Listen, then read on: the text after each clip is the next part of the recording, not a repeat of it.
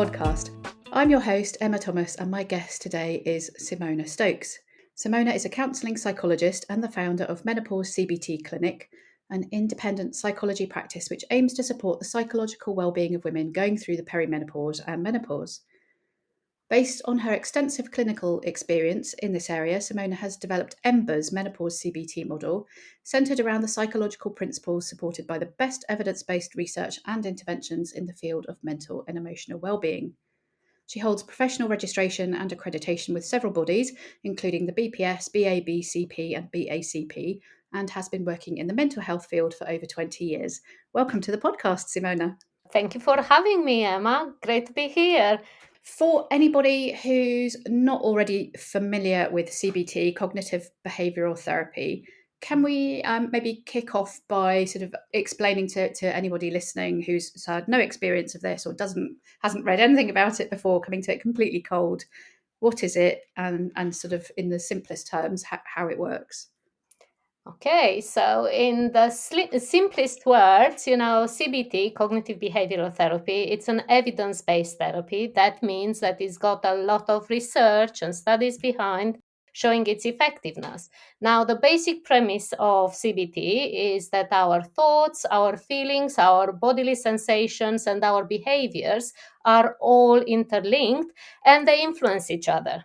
So, the idea is that if we change one of these four elements, we will see different outcomes. For example, let's think about a woman in menopause having hot flashes. That's a bodily sensation. And that can trigger thoughts such as, oh my goodness, this is happening again. This is horrid. I hate it, which is going to trigger feelings of maybe resentment and anxiety and anger, which ultimately can lead to behaviors such as withdrawal, avoidance, or maybe having a glass of wine or comfort eating. So you can see how something that starts in a body, it's a physiological process, it's something that happens to many women during the menopause, can trigger this cascade of thinking, feeling, and behaviors that can be problematic. Now, the idea within the cognitive behavioral therapy is that when we recognize this kind of vicious cycle, we can look at ways to interrupt that cycle and step outside of it and change the outcomes. So theoretically, the idea is that if we change the way we think and the way we behave is going to change the way we feel emotionally and ultimately even physically. So in a nutshell, that's the cognitive behavioral therapy for you. Here, I just want to be very clear about the fact that many people talk about cognitive behavioral therapy as it's one single therapy. The truth is that cognitive behavioral therapy, it's an umbrella term. And there are many strands of various other approaches that fall within this remit of cognitive behavior. Oh, okay. I didn't know that. Well, a new now I do. for you. And, the whole kind of movement around behavioral therapy and then cognitive therapy, including then or integrating all of them under this cognitive behavioral therapy, it started actually in the 50s or even before the 50s with behaviorists that were just looking at the power of the behavior, and only if we change the behavior, everything else will fall into place. But then about in the 60s, then another kind of new breed of psychologists, people interested in mental health, they developed more this perspective of what's happening with our thoughts. If only we change the way we think and our belief system, that's going to have an impact on the way we feel and on the way we behave. And then that progressed into integrating these behavioral and cognitive approaches. But around year 2000, a new kind of movement has emerged, and that's known as the third wave of CBT. And the third wave of CBT includes quite a few approaches like acceptance and commitment therapy, compassion-focused therapy, mindfulness-based cognitive therapy, and others. But what I'm trying to say is that there are so many strands of CBT. And what I feel that works best with women going through the menopause, it's actually these third wave CBT approaches. And that's what I'm using a lot in my practice. And, maybe we'll get a little bit later into why I think this is working better for women going through the menopause than other approaches that are much more traditional kind of cognitive behavioral therapies. Mm. And it certainly hit the headlines, didn't it, recently, because it was included. Well, it wasn't included for the first time in the NICE guidelines, but it was, let's say, given a more prominence. And I think a lot of people felt as though it was sort of being pushed as given preference over sort of giving somebody hormone replacement therapy, menopause hormone therapy. But that's not what was going on at all. It has been used to sort of treat menopause symptoms for quite a while now. What was your take on the sort of the controversy that came out at the time? Well, I've been taken aback by that controversy, I have to say, because, like you mentioned already, cognitive behavioral therapy was already part of NICE guidelines well before this new draft of NICE guidelines was put out in November last year. Mm-hmm. And everyone accepted that cognitive behavioral therapy can play a role to support women with their emotional difficulties during the menopausal transition.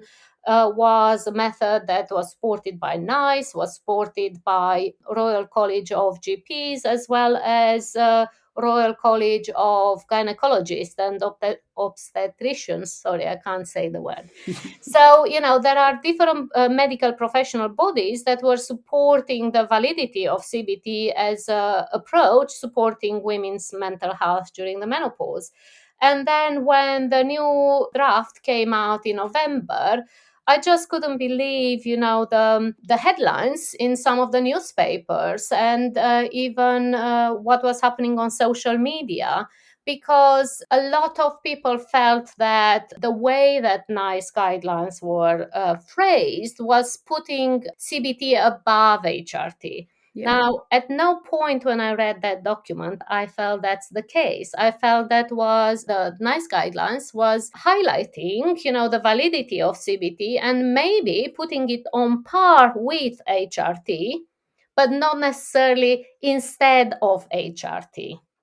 And I can appreciate that there is a lot of emotion attached to menopause care in this country, as in many countries for that matter. But I just felt that because some people felt that the NICE guidelines was putting on par CBT with HRT, it meant that's a threat for women to receive access to HRT. Now, I don't have anything to say, or I can't change really the wording of the NICE guidelines, and I know that they are looking into reviewing the document. But ultimately, I think we need to maintain balance in our discussions around mental health in menopause. I think menopause care has been focused over the last few years a lot on physical health, which rightly so, many women experience, a range of physical symptoms during the menopausal transition. But we need to acknowledge the impact mental health can have on women's functioning during the menopause.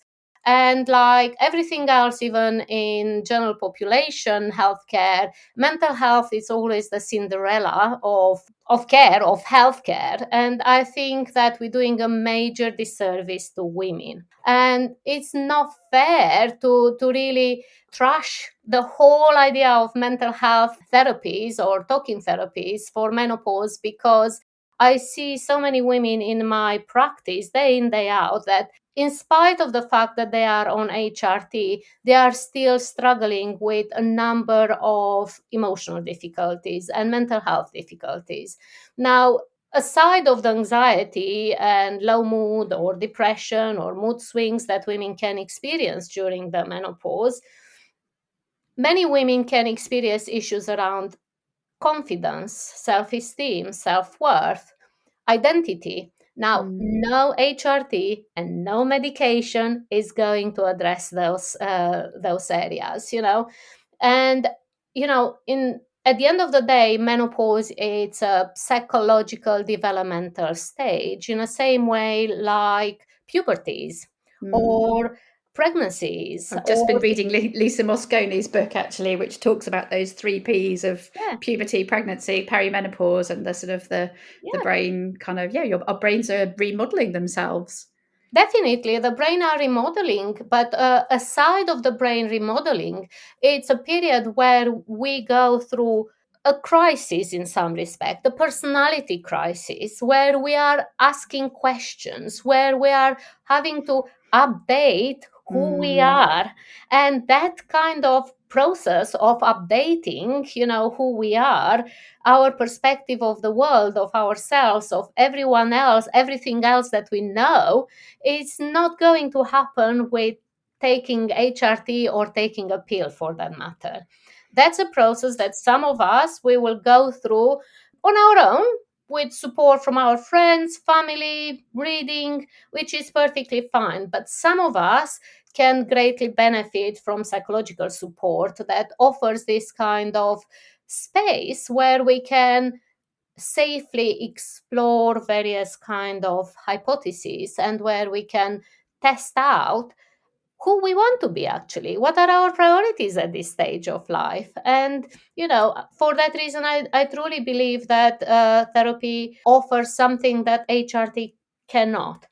Aside of this, we have to recognize that there are many women who cannot take HRT because of medical contraindications or prior history of breast cancer. Or just don't get on with it. Yeah, They've or tried they it, it don't doesn't get on really, with it. yeah. Yes, definitely. Or there are women who do not want to take HRT for whatever reason. Each of us, we are entitled to make our own choices when we have all the information laid out to us. So some women, in spite of having all the information about potential benefits of HRT, they choose not to take it.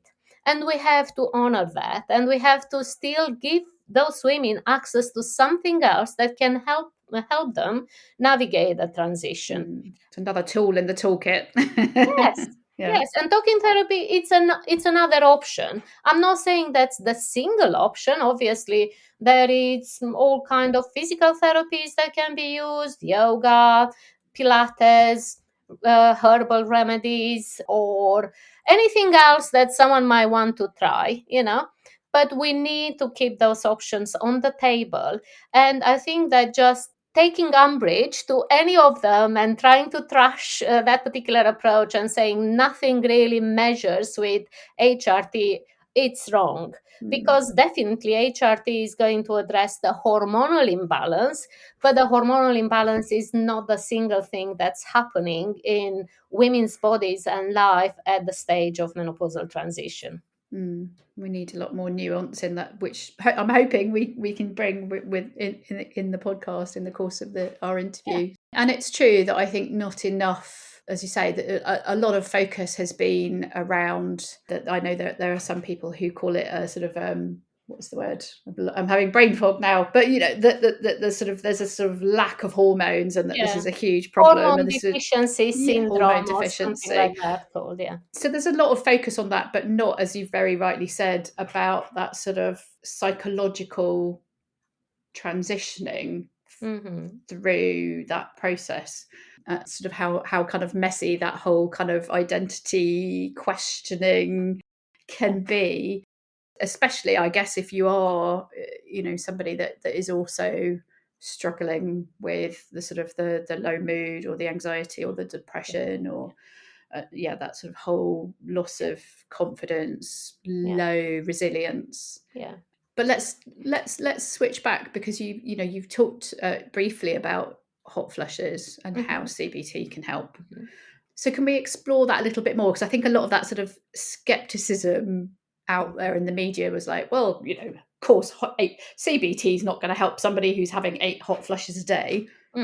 So tell us, how can it help somebody who's having who's really struggling with something like hot flushes in a little bit more Yes. detail?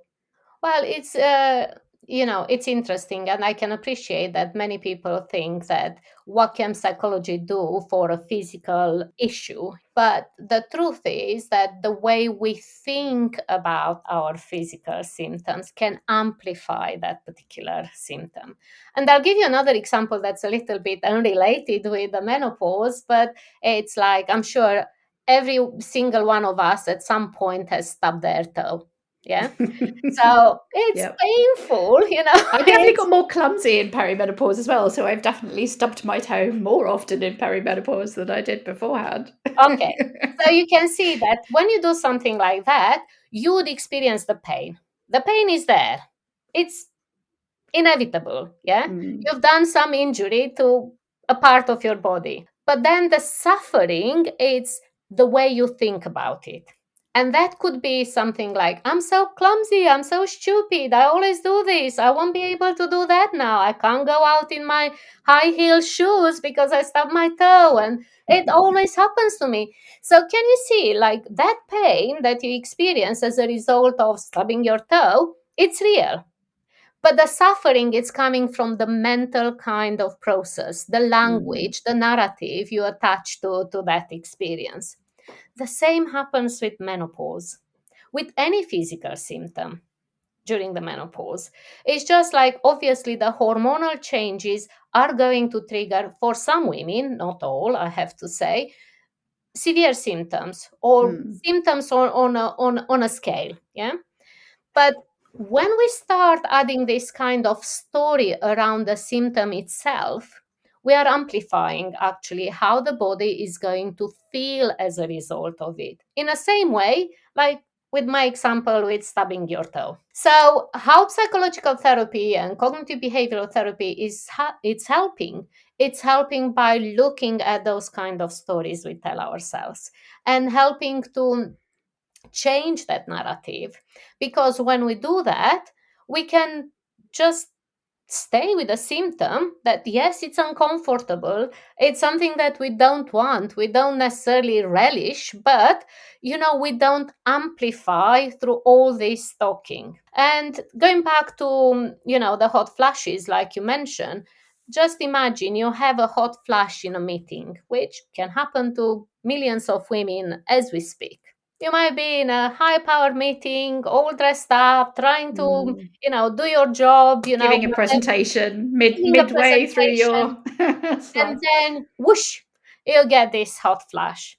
Now, if you are adopting an attitude of acceptance, you can see it like, here I go, another one of those things that come upon me. So I can even say something in that meeting. Excuse me, I just feel a little bit hot. Can we turn the aircon down, or I'll, just take a layer off if possible, and carry on with that. But if we go down on this path like, oh my goodness, this is happening to me again, I'm so concerned what people would think, I look all flushed, I'm sweating, what if I'm smelling, how is this going to be perceived by everyone else? They will think I'm unprofessional. Now, when we start engaging with that talk in our head, Mm. do you think that you'll be as tuned into what you are doing as you would be if you just accept it and you say, excuse me, I need to take my top off? So you see, that kind of way you are approaching it from psychological point of view and from behavioral point of view can make a difference on how you navigate that Mm. situation. And in that second scenario, would you also get a spike in something like adrenaline and Yeah, cortisol definitely. because you're Definitely. stressed and Definitely. kind of Yes. almost like you're resisting against that process, aren't you? Indeed, indeed. So that's what happens. Our mind can add another layer of stress and Mm. anxiety on top of a physical symptom that already is not something that we relish. So Yeah. within psychological therapies, we working around all this kind of process that we are adding through our inner narrative, inner dialogue, but also through our behaviors. Because if we think that, oh, I'm going to get a hot flash in a meeting, I'm avoiding the meetings. I'm not going to this meeting. I'm not going to that meeting. And then what are the repercussions of that? The repercussions might be that I'm pulled up by my manager, or that actually I'm missing out on opportunities that are discussed in those meetings. So, there are consequences from avoiding situations just in case I might have another hot flash. Mm. Well, yes, we might have another hot flash, but how can we manage it differently? And actually, from cognitive behavioral therapy point of view, in 2010, health psychologist Professor Mara Hunter has conducted some clinical trials of using cognitive behavioral therapy specifically for hot flashes, for managing hot flashes, with women that experience breast cancer and they couldn't take Mhm. HRT. And she was a pioneer in this field of cognitive behavioral therapy used for menopause, well before menopause became a hot topic. Excuse my pun. No, we often recommend the book that she co-authored actually Mhm. in the Yes. presentations that we do for companies. So Yeah. She's got a couple of books on this, managing hot flashes, and also something about generic about the menopause. mm, But, there are ways, and, the studies that she has conducted has evidence how CBT can help with turning the dial down on these hot flashes, which clearly shows that the way we think about these experiences and the way we handle them can have a positive effect, or negative for that mm, matter, on how we are feeling. But cognitive behavioral therapy transcends this area of hot flashes. Cognitive behavioral therapy is actually the method of choice for treating insomnia.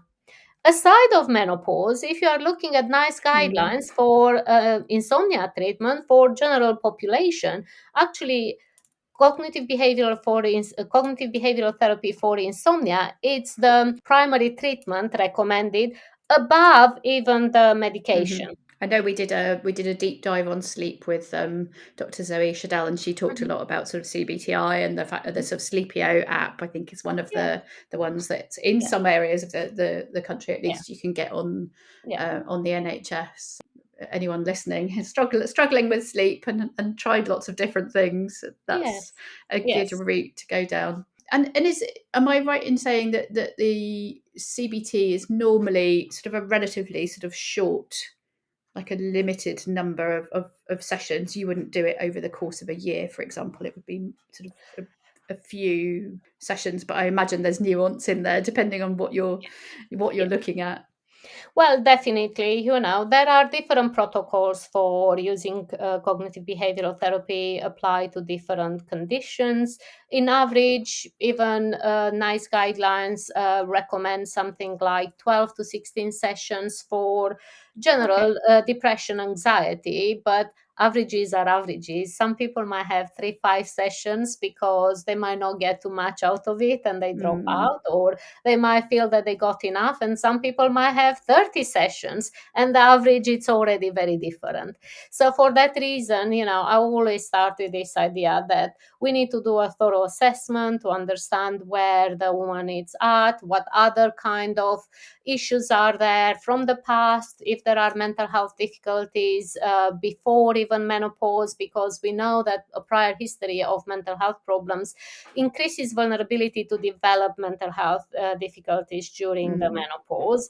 And also, we know that women with a trauma history of any nature, can again complicate matters.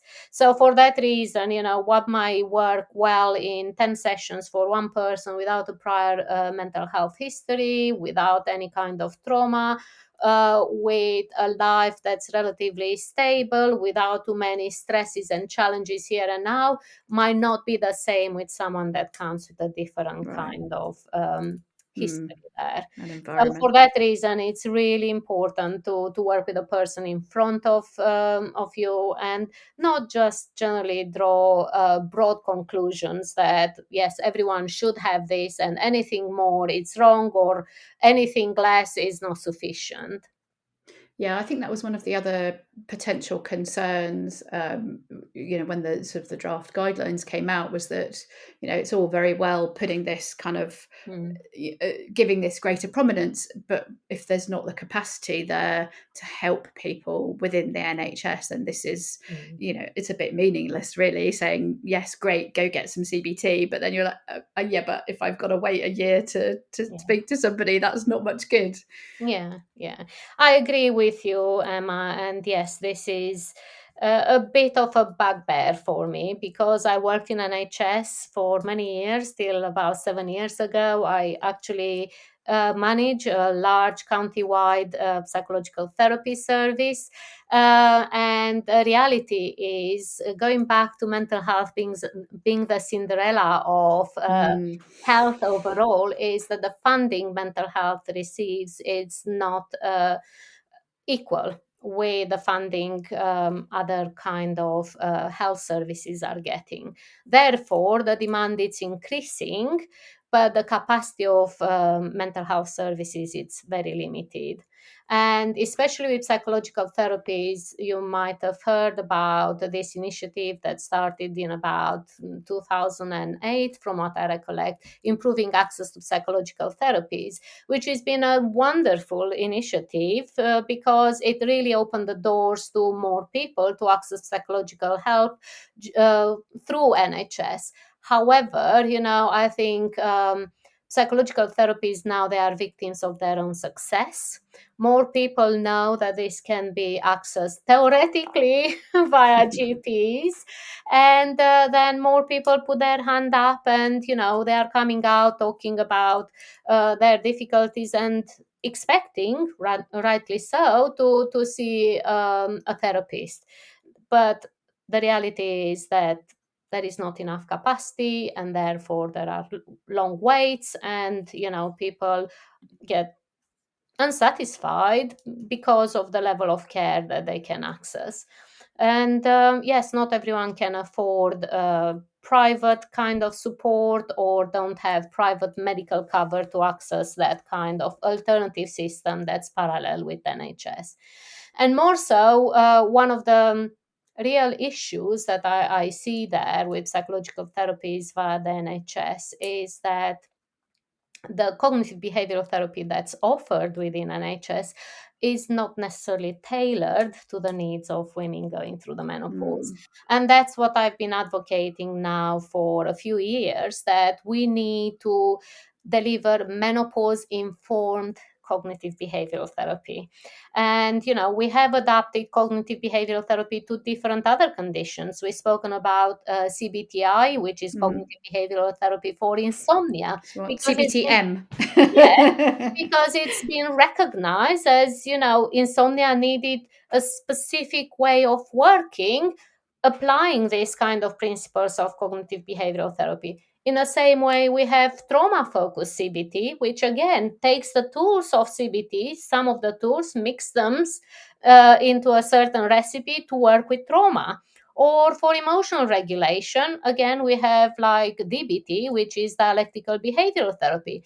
So we must adapt cognitive behavioral therapy for menopause to deliver menopause informed CBT, because otherwise women will feel invalidated. And I'll tell you why that is the case, because off the peg CBT quite often talks about thoughts, feelings, and behaviors are interrelated. Mm. Listen, thoughts, feelings, behaviors. Where is the body in that? The body is missing. Now, Mm. menopause, it's a body based kind of issue. It starts in a body, it starts with our hormones, and then there are layers and layers and layers that are added to that. So, if you start with this premise that thoughts, feelings, and behaviors are interrelated, and if you change the thoughts and the behaviors, the feelings would be different, then you don't account for a major part that's Yeah, it's a big piece of the jigsaw that's missing. indeed, indeed. And many psychologists say, regrettably, um, what can a psychologist do about the body? But we can do a lot of things to regulate the body, because what regulates the body is sleep, It's diet, it's movement, it's rest, it's Mm. play, it's connection, it's managing stress. These are things that are regulating the body. And as a psychologist, I can help people to make meaningful change in those areas. All of us, we know that, yes, we need to eat healthy, we need to move more, and we know the theory behind it. Yeah. It's Easier said than done. easier said than done, because change is hard. And, in order to effect change successfully, we need to know a little bit more than just, I made my decision, I need to move more. We know that there are certain principles of behavioral change that, as a psychologist, I'm well attuned and equipped to deliver. So I can support successful behavioral change. And that would regulate the body. And when the Mm. body is regulated, then you can work with the mind. But when the body is dysregulated, trying to tinker with the mind, as I call it, might not be very successful. Why is that? Because the mind is affected by how the brain works. Now, if the body is dysregulated, the brain is affected too. When the brain is affected, that changes the way we think, feel, and behave. Just think, if you drink something, what happens? You have a substance that's affecting the brain. You might be thinking differently, feeling differently, and behaving differently. Now, if I were to come to try to do cognitive restructuring with you when you are under the influence of alcohol, how is that going to work? I would say not very successfully. For that reason, I truly believe that in menopause, we really need to honor the body. We really need to look at how do we rebalance the body. HRT, it's one way to do it, can be very powerful and for some women sufficient, but not for everyone. And there we need to have all the offers on the table.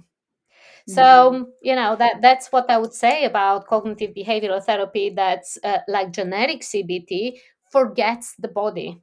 And many, many, many therapists, as I said, I worked in NHS, I supervised, I managed many CBT therapists, many psychologists. And, I know I've been guilty of that too, I have to say, because no one teaches us Yeah. about the power of hormones on our mental health.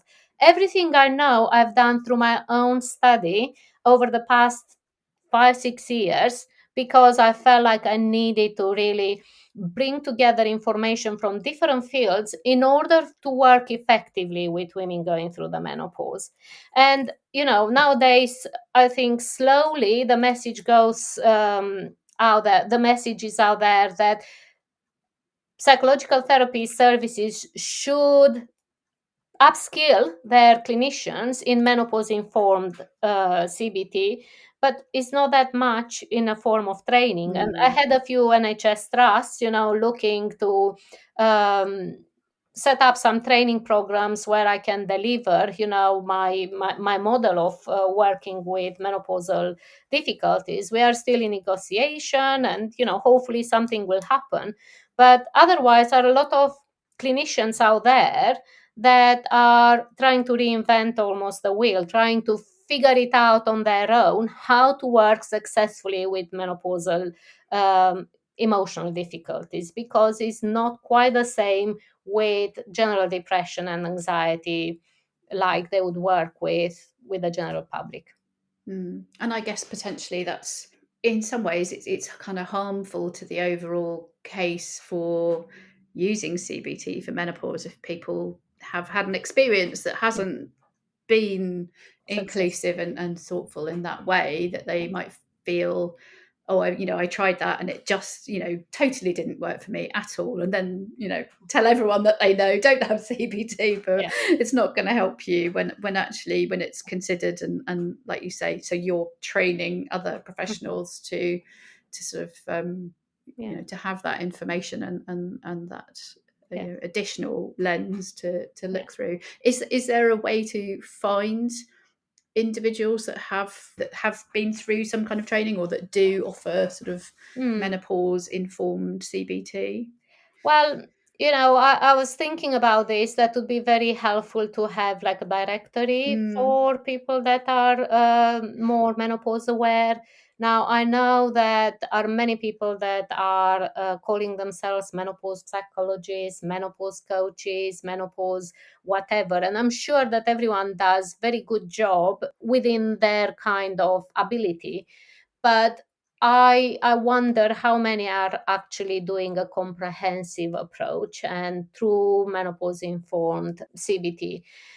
Yes, it's potentially problematic when people are accessing like generic CBT for menopause, because yes, they might not get the results that they would hope for, and yes, they might feel like, well, CBT is not for me. CBT is not for anyone, for that mm, matter. And I'm here to tell you that actually I have seen many success stories with my clients that I've been working with, and I know that CBT can be effective, but it needs some consideration. So, I just hope that, in the next few years, more people are going to become menopause aware. They are going to integrate, CBT within this menopause informed approach. And, just because it's not available now, that does not mean that we need to trash it. yeah. And it's just that I think we need to put time and energy to develop clinical skills, to develop clinicians, to invest in services, especially given that the average age for people accessing psychological services, at least when I was, managing services several years ago, was 42 years of age. And majority of Mm, them, they were women. So yeah. those were the averages. So just think, doesn't that fit quite squarely with women entering the perimenopause? Mm, So I think it's essential for mental health services to upskill their clinicians in menopause informed approaches, to deliver really tailored interventions rather than just generic, haphazard other approaches that are useful in their own right, but not sufficient maybe for what women in menopause need. well, that seems like a good place to kind of bring that to a close. Let's hope that we see that all kind of come to fruition over the Mm. coming few years. But if people want to find you, Simona, online or on social media, where should they go and find you? And we'll pop this information into the show notes as well. Well, like you introduced me, I'm the founder of Menopause CBT Clinic. So you can find me at Menopause CBT Clinic. You just Google me and, you'll see my website there with the services that I offer. Also, you can find me on Instagram, again, Menopause CBT Care. I'm Menopause CBT Clinic. Sorry, what am I talking about? And then, yes, I'm on Facebook as well, Thriving Beyond 40s. But again, if you just put Menopause CBT Clinic, the Facebook page will come up. On LinkedIn, again, I'm relatively active, although I'm so bogged down with a lot of different projects. My presence on social media is not as consistent as some would expect, but I think it's really important that I do other work than You're just busy helping people. show up on social media. So anyway, if anyone wants to contact me on social media platforms, generally I'm very responsive. Again, via my website, there is a contact form so people can drop me a message and I get back to them. So those are the means to get hold of me. Fantastic. Simona, thank you so much for your time. I learned a lot today. Really lovely to talk to you. Lovely to talk to you too, Emma, and it's been a pleasure to be on your podcast. Thank you. You've been listening to the Middling Along podcast. Do remember to subscribe to be notified when our next episode is live. And why not visit the blog at www.middlingalong.com to sign up to my newsletter as well. I do hope you enjoyed listening today. If you did, I'd be really grateful if you would consider leaving a short review, as that helps people find the podcast and helps get it noticed. Hope you can join us next time. Goodbye for now.